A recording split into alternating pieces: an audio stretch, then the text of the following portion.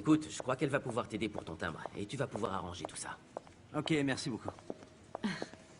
Othoniel, merci d'être venu. Bon alors vas-y Tina, puisque je suis là, n'hésite pas. Demande-moi les explications que m'a déjà demandé ton fils, je suis là pour régler tout ça. Écoute, d'abord, Othoniel, nous allons déposer les armes.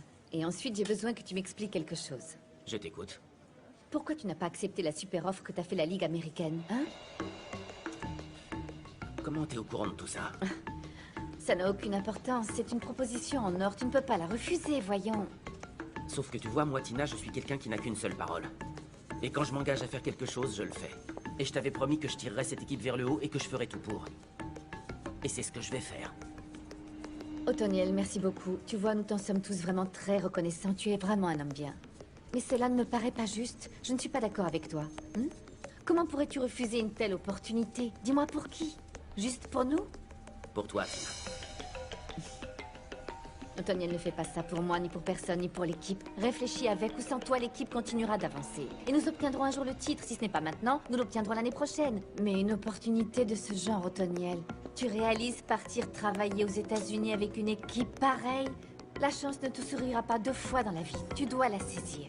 Ma chère Tina, je vais te répondre ce que j'ai répondu aux Américains. Je suis un homme de parole, je tiens mes promesses. Tant que je ferai partie de l'équipe, eh bien je n'accepterai aucune autre offre. Aucune. Même si elle est excellente. Ok. Eh bien, dans ce cas, tu ne me laisses pas d'autre choix. Comment ça? Othoniel, je t'annonce que ta carrière avec nous s'arrête ici. Tu ne fais plus partie des Sourikatos. Tu es renvoyé sur le champ. T'es sérieuse? Tu te rends compte de ce que t'es en train de me dire? Bien sûr, je ne suis pas comme ces femmes de footballeurs, Victor. Cette vie n'est pas pour moi. Mais quelle vie? De quoi tu me parles? Mais voyons, comme si j'allais devenir une star comme elle. Quelqu'un de connu et qui donne des interviews auprès des journalistes. Et qui raconte la vie de son mari. Non, parce que c'est justement ce que les gens aiment entendre, tu vois. Eh bien, tu n'as pas l'obligation de le faire si tu ne veux pas, mais c'est pas à cause d'une journaliste qui sort de nulle part qui va pouvoir nous priver de cette chance. Ce n'est pas à cause de cette journaliste. Même si elle m'a permis de me rendre compte de certaines choses. Oh, chérie. J'ai des objectifs dans la vie et...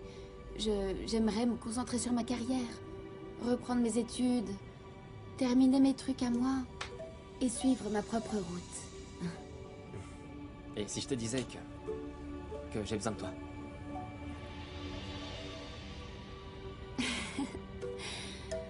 Ah mais... Non, Victor, tu as besoin d'une femme comme celle-là qui se réjouit à chacun de tes exploits, qui sera auprès de toi tout le temps et si je reste auprès de toi, je deviendrai ton ombre.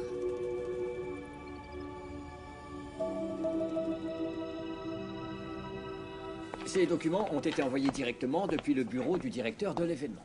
Donc je recommande qu'on se réunisse avec lui et qu'on s'explique sur le sujet, surtout concernant la publicité. Avec Carlos Alberto? Oui, le directeur de l'événement. Monsieur, je vais vous demander un petit service à ce sujet. Je préférerais sincèrement ne pas devoir y aller.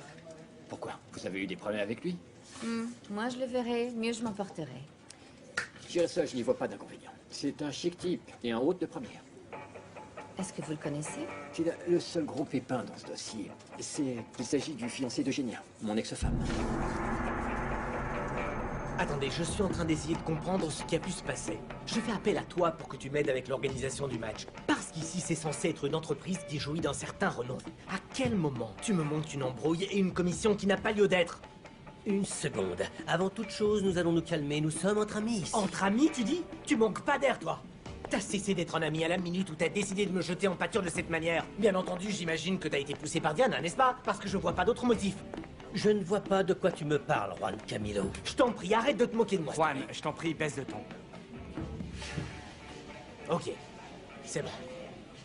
Comme je me rends compte que je n'obtiendrai pas la vérité, nous verrons si tu changeras d'avis avec mon avocat. Ramon? Bon, à première vue, c'est assez simple. Regardez, dans ces documents, vous pourrez constater que nous intentons un procès à votre rencontre. Parmi les chefs d'accusation, il y a association de malfaiteurs. Ah, s'il vous plaît. Quoi? S'il vous plaît, que se passe-t-il? Nous sommes en train de faire quelque chose de mal, quelque chose qu'on ne devrait pas, parce que d'après ce que je sais, vous avez donné votre parole, vous avez affirmé que vous avez payé une somme à mon client qui n'apparaît nulle part. Que se passe-t-il? Vous ne savez pas. Ok, il ne souhaite pas nous le dire. Dans ce cas, d'où est sorti cet argent, sur quel compte il se trouvait? Parce qu'il a bien fallu qu'il sorte de quelque part. Vous ne savez pas non plus? Ok. Le fisc, il faudra bien que vous l'informiez. Au moment où il exigera de savoir d'où est sorti cet argent et demandera l'accès à ses comptes, vous devrez vous expliquer. Et je vais vous dire une chose. Mon client n'a jamais reçu cet argent. Je sais pas combien Diana a pu t'offrir, mais réfléchis bien, est-ce que ça en vaut la peine? Parce que je te promets une chose, je trouverai pas le sommeil tant que cette histoire ne sera pas clarifiée. Et pendant ce temps, je vais devenir ton pire cauchemar.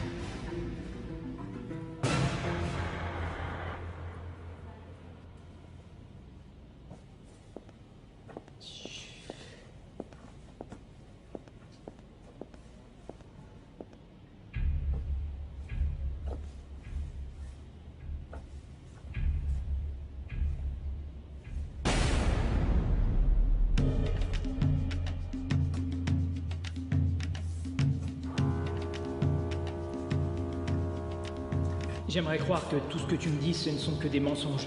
Parce que je ne vois pas Lucélis tomber si bas. Ce ne sont pas des mensonges. Et Lucélis n'est pas celle que tu crois. Entendu, eh bien c'est ce qu'on verra.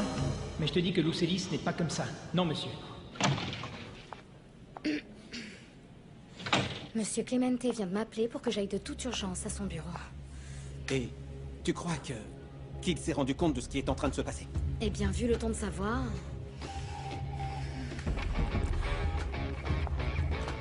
C'est pas vrai.